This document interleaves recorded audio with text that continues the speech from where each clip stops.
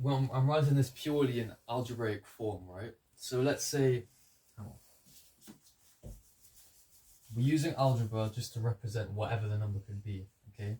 Let's say this point, I know it's 2, 2, but we're going to call it P, okay? We're going to call it XY. XY can be anything, okay? We're gonna make a general formula, just so you understand. You asked for a general formula earlier, I'm going to give it to you, okay? And let's say we have a vector.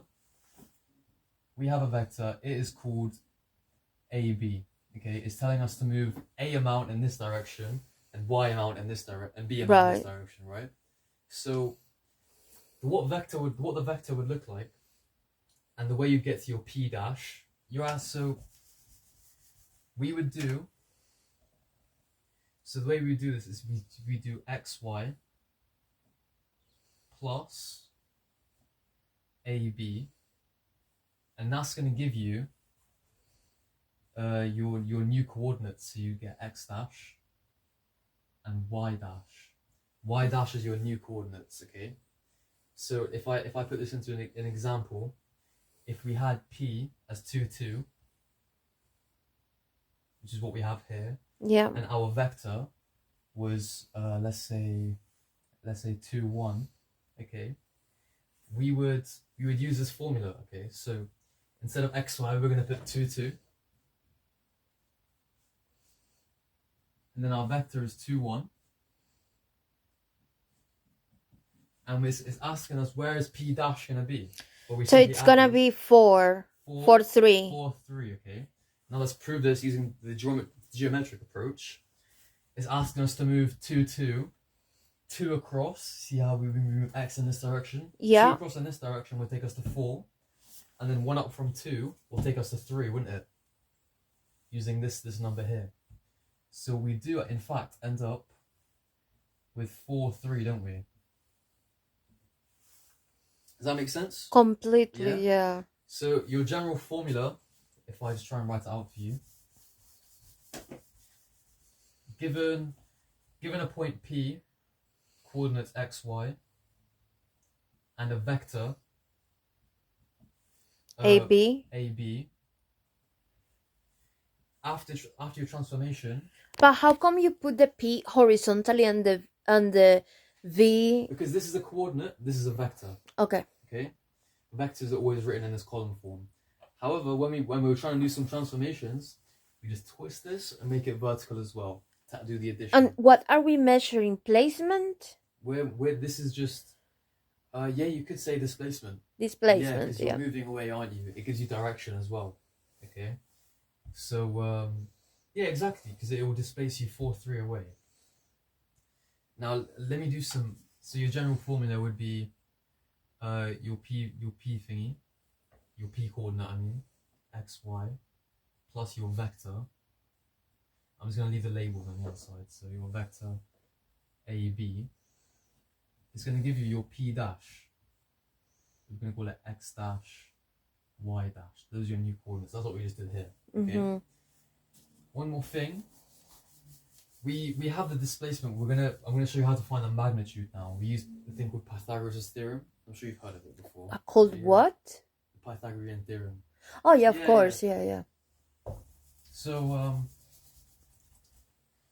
the way we find out the magnitude of our vectors. Okay, so this is just the direction. Let's say we have the vector 1, 2. Let me displace this. Let me display this on the coordinate grid. So what this is telling us is to move 1 across this way and 2 across that way. So that's basically like that, isn't it? Yeah. Yeah? This is V. And the starting point is 0. Yeah, it can start from anywhere. It can start over here. You can do it like that. It can start over here. But it can start anywhere. It doesn't matter where you start. It's always going to move like this, isn't it? Right? Yeah. So, we need to, if we're going to find out, so we know the direction, right? We know it's going to move this much that way and this much that way, right? That's the direction.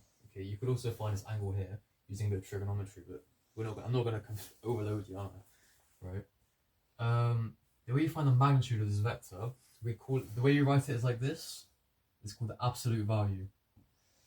These two lines just mean the absolute value, but it's another way of writing the magnitude, okay? The magnitude of it, if you have a vector xy, is going to be equal to x squared plus y squared. Allow me to explain why though, okay? Let me move this v out of the way. Do you mind if I use a bigger vector? Just like, Yeah, please. because this is too Like, small to draw a triangle. So if let's say we have the vector 3, 4. Okay, 3, 4 is always a good one, right? 3 this way, 4 that way. It's going to take us up to, let me move this. X squared plus y squared. It's very complicated stuff, sorry. Right, so 3, 4 is going to mean it's got here, wouldn't it? Does that make sense? completely, yeah. That's your v vector. So if you, no matter which point you start with, it's always going to move this much. And how across. come is it absolute?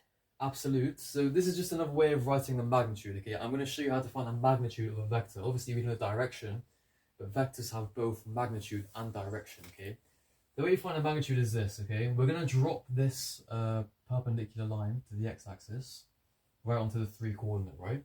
Yeah, because that's where it ends. It's 3, 4 ends at 3. And this is a right angle, isn't it? You're not a right angle. It's 90 degrees. Yeah. Okay. So we know that the length of this side of the triangle is 3, isn't it? Because it goes from 0 to 3. Yeah. Yeah. And we know the length of this side of the triangle is It's 4. 4. Okay, so this length here. And that's where the Pythagorean formula. That's where we bring the, yeah, exactly. So we know when we have a right angle triangle, CAB, the length of C is, so we have a formula for this. A squared plus B squared equals C squared. Okay, you know this, right? So I forgot square root there. Okay, so now imagine we want to find out the length of this line here. That's the magnitude of our vector, okay? We're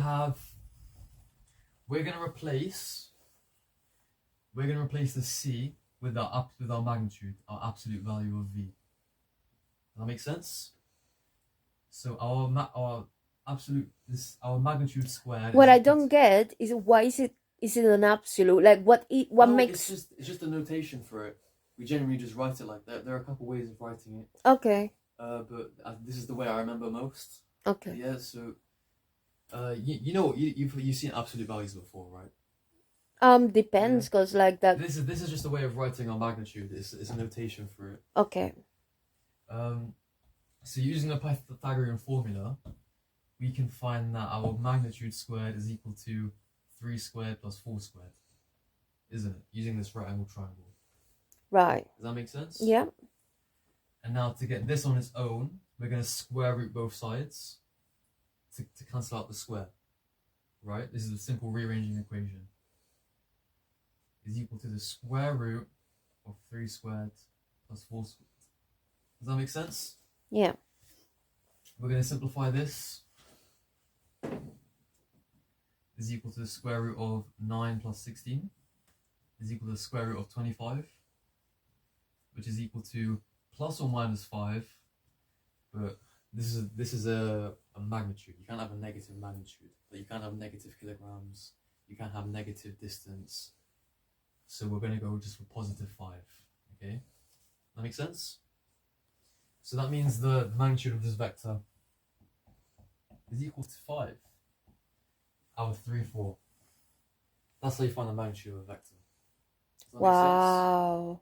So this looks a bit like crazy, you know. Okay.